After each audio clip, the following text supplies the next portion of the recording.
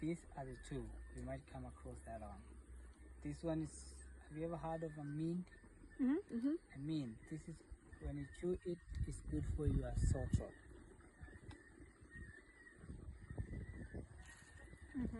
If you have sore throat, that's good.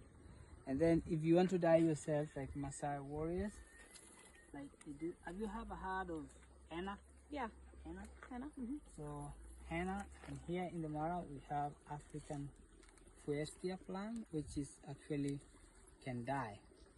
So when you crush like this,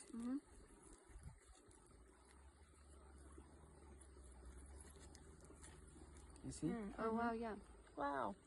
Yeah. So the other one is a neem for sore throat.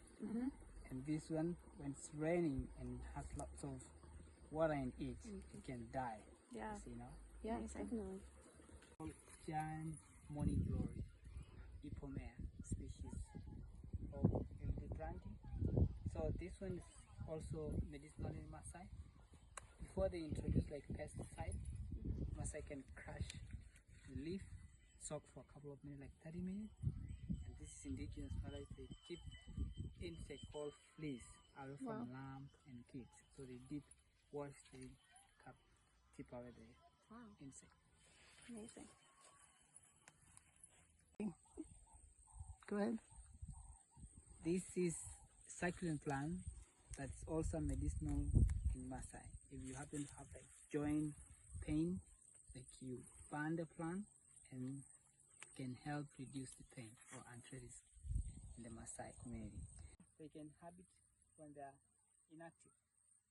Even snake and even some bird, species of bird can live inside here.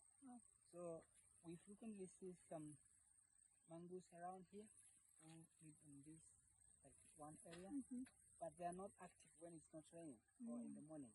But in the morning you can see workers working, piling up, building up. That's so cool.